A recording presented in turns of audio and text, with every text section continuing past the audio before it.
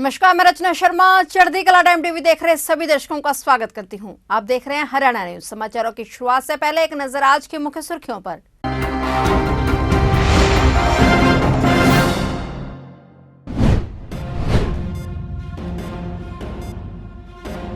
कुरुक्षेत्र में आज से शुरू हुआ अंतर्राष्ट्रीय गीता महोत्सव का आयोजन। 19 नवंबर से लेकर 6 दिसंबर तक चलेगा अंतर्राष्ट्रीय गीता महोत्सव।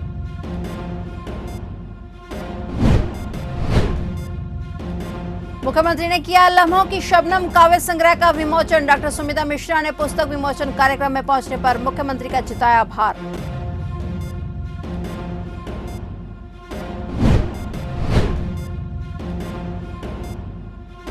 बिजली क्षेत्र में हरियाणा ने किया उल्लेखनीय कार्य। 80% से अधिक गांवों को मिल रही 24 घंटे बिजली।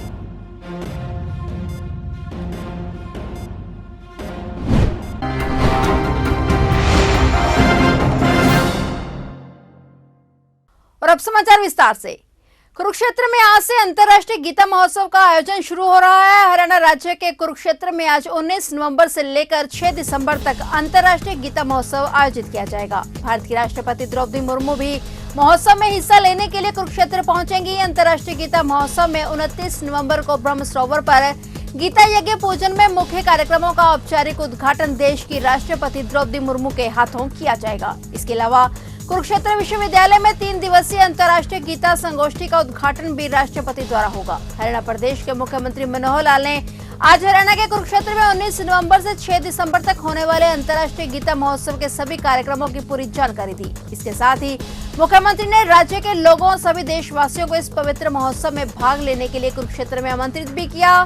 उन्होंने कहा कि हमारी सरकार द्वारा विकास के मानदंड केवल बुनियादी ढांचे जैसे सड़कें, भवन इत्यादि तक ही सीमित नहीं है, बल्कि आध्यात्मिक व सांस्कृतिक विकास के साथ ही समस्त विकास सुनिश्चित करना हमेशा हमारी सर्वोच्च प्राथमिकता रही है।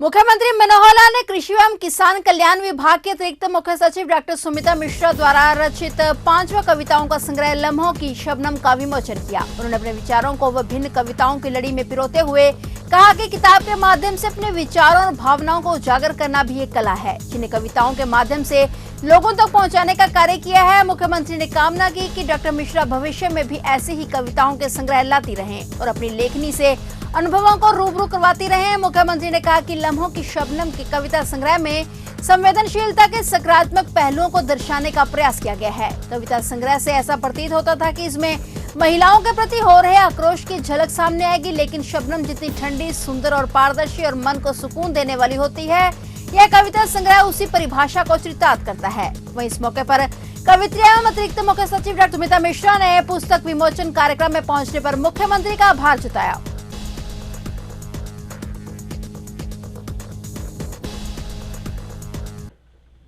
डॉक्टर सुमिता मिश्रा जी और इस मंच को सुशोभित कर रहे हैं हमारे हरियाणा साहित्य अकादमी के निदेशक श्री चंद्र प्रकाश त्रिखा जी और चंडीगढ़ साहित्य अकादमी के अध्यक्ष श्री माधव कौशिक जी, काव्य संग्रह के प्रकाशक रिसर्व प्रेस के निदेशक श्री अफान यशवी जी, सभा में उपस्थित सभी साहित्य प्रेमी सज्जनों, भाइयों बहनों, पत्रकार छायाकार मित्रों, आज के इस कार्यक्रम में आने से पहले मुझे ये पुस्तक दिखाने के लिए दी गई थी हमारी मिश्रा जी, मैडम मिश्रा जी, तो उसको मैंने थोड़ा देखा, क्योंकि मैंने कहा कि जिसका विमोचन करना मुझे पहले थोड़ा सा देख लेने दो। मुख्यमंत्री मनोहर लाल ने हरियाणा विद्युत नियामक आयोग द्वारा आयोजित विनियामक मंच यानी फोरम ऑफ रेगुलेटर्स की 83वीं बैठक में बतौर मुख्य अतिथि शिरकत की। इस अवसर पर अन्य राज्य से आए हुए विद्युत नियामक आयोगों के अध्यक्षों व सदस्यों को संबोधित करते हुए मुख्यमंत्री ने कहा कि पिछले 8 वर्षों में हरियाणा ने बिजली के क्षेत्र में उल्लेखनीय कार्य किया है, जिसकी बदौलत आज हरियाणा बिजली के मामले में देश भर में अग्रणी राज्यों में शामिल हुआ है। मुख्यमंत्री ने कहा कि गांव को 24 घंटे बिजली प्रदान करने के उद्देश्य से राज्य सरकार ने वर्ष 2016 में कुरुक्षेत्र से मारा गांव जगमग गांव योजना की शुरुआत की। आज राज्य में 5680 गांवों में लगभग यानी कि 80% गांवों को 24 घंटे बिजली मिल रही है। आप लोगों का एक आयोग वास्तव में ही एक बड़ा महत्वपूर्ण काम करता है यानी जिस प्रकार से शरीर है, शरीर को उसकी धमनियों में रक्त की आवश्यकता है और रक्त की सप्लाई हृदय करता है, दिल करता है। इसी प्रकार से अपने सामाजिक जीवन में, अपने सारे सिस्टम में जो पावर है, बिजली है, वो उसी प्रकार से रक्त की जैसे सप्लाई होती है, ऐसा ही एक सप्लाई का काम सबके जीवन को सुलभ बनाने के लिए करता है। और उसकी सप्लाई को रेगुलेट करना वो अति आवश्यक है। अन्यथा अगर रेगुलेशन न हो तो उसके बहुत से दुष्परिणाम हो सकते हैं। जहाँ कम चाहिए वहाँ ज़्यादा पहुँच जाएगी बिजली, या ज़्यादा चाहिए वहाँ कम पहुँचेगी, और फिर जिसको जैसी चाहिए वैसी नहीं मिलेगी। बिजली की क्वालिटी, उसका भी ध्यान आपको रखना है। फिर आखिर ये एक अर्थ से जुड़ा विषय है, पैसे के लेन देन का विषय है, उसके कॉस्ट है, कीमत है। जिस किसी को पेइंग कैपेसिटी जैसी होती है उस हिसाब से भी आपको उसका सिस्टम सारा तय करना पड़ता है।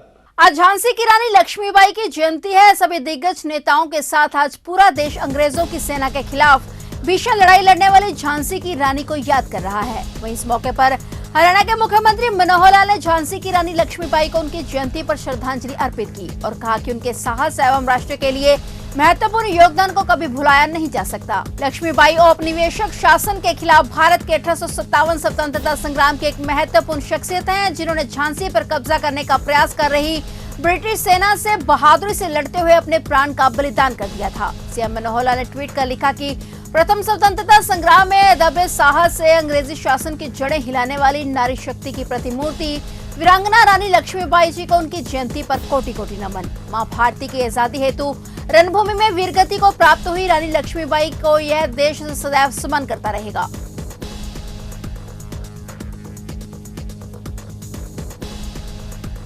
यमुनानगर में विजिलेंस की टीम ने महिला थाने के एसआई अंग्रेज सिंह और एएसआई पूनम को 10,000 रुपए की रिश्वत लेते गिरफ्तार किया है। बताया जा रहा है कि रेप और अन्य धाराओं में फंसाने की धमकी देकर दोनों शिकायतकर्ता को काफी दिन से परेशान कर रहे थे। दोनों को कोर्ट में पेश कर 10,000 की रिकवरी कर जुडिशियल भेज दिया गया। सुखराम का आरोप है कि इस मामले की जांच महिला थाना की एएसआई पूनम कर रही थी और वो धमकी दे रही थी कि उसे भी केस में फंसा देंगे और उसे जेल हो जाएगी। इससे वो डर गया।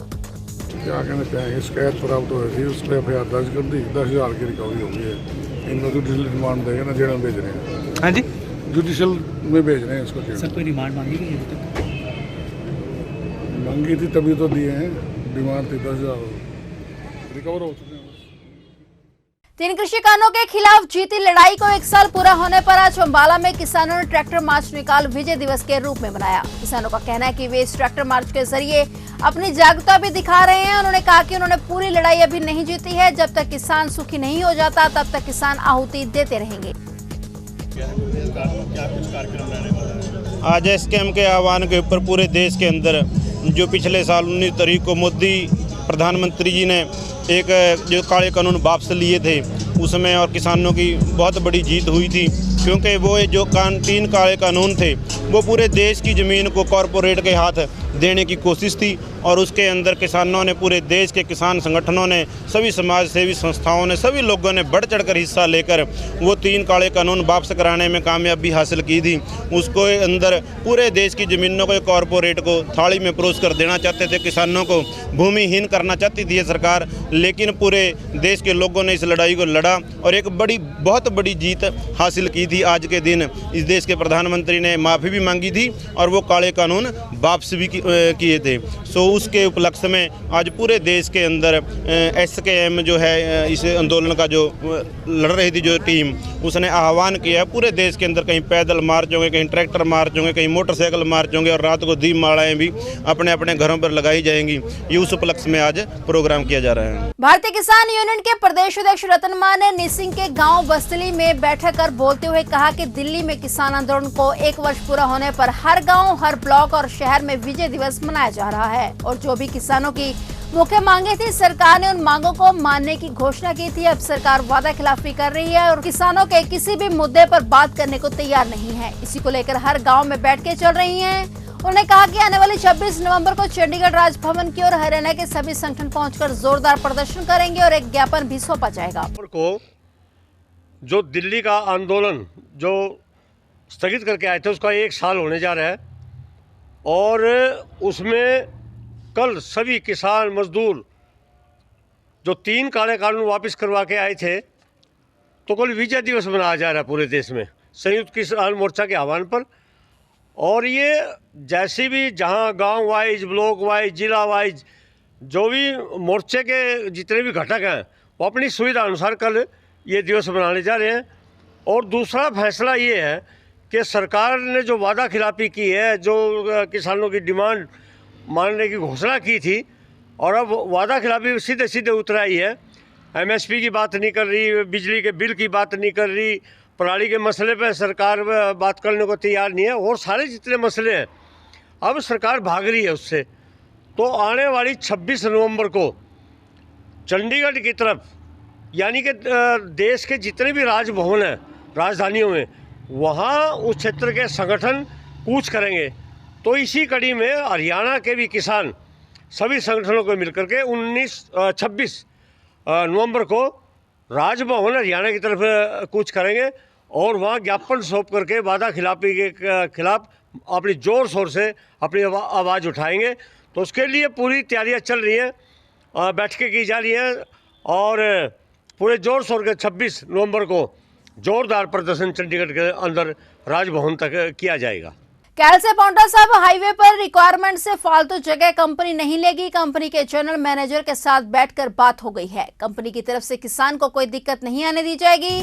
सुभाष गुर्जर ने बताया कि प्रशासन द्वारा जो पैमाइश कराई गई उसमें रिक्वायरमेंट से फालतू जगह जो थी उस पर कानूनगो ने पैमाइश करके निशान लगा दे, जिससे निशानदेही को लेकर किसान संतुष्ट हो गए। गुर्जर ने कहा कि जो 150 फुट से फालतू जगह निकली थी, कंपनी उसको छोड़कर अपना काम शुरू करेगी। कंपनी के जनरल मैनेजर इंद्रजीत शर्मा और किसानों से बैठकर बातचीत हुई। जनरल मैनेजर ने किसानों से विश्वास दिलाया है कि आपकी 1 इंच जगह भी नहीं ली जाएगी और जो भी किसानों का नुकसान खेत में गेहूं की फसल और जेसीबी मशीनों द्वारा पाइपलाइन में कोई भी नुकसान हुआ है या होगा तो भरपाई पूरी करेंगे और कंपनी किसान के साथ मिलकर अपना काम शुरू करेगी।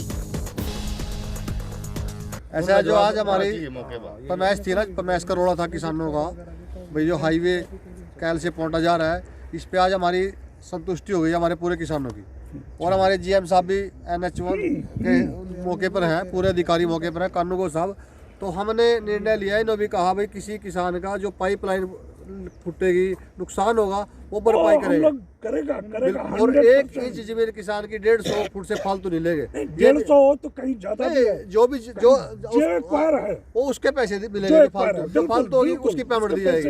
यमुनानगर में शराब पीने के आदि एक व्यक्ति ने घर में पंखे से फंदा लेकर फांसी ले ली और सूचना मिलने पर पुलिस मौके पर पहुंची और शव को कब्जे में लेकर पोस्टमार्टम कराने के बाद शव परिजनों को सौंप दिया गया। पुलिस के अनुसार 174 के तहत कार्रवाई की गई है। मृतक की पहचान जय कुमार निवासी जम्मू कॉलोनी के रूप में हुई है। मृतक जय कुमार मजदूरी का काम करता था और शराब पीने का आदी था। वह रात को अपने कमरे में सोने चला गया था। जब सुबह देर तक वह कमरे से बाहर नहीं निकला तो परिवार वालों ने दरवाजा खटखटाया तो देखा जय कुमार का शव पंखे से लटका हुआ मिला। उन्होंने शव को नीचे उतारा और इसकी सूचना पुलिस को दी।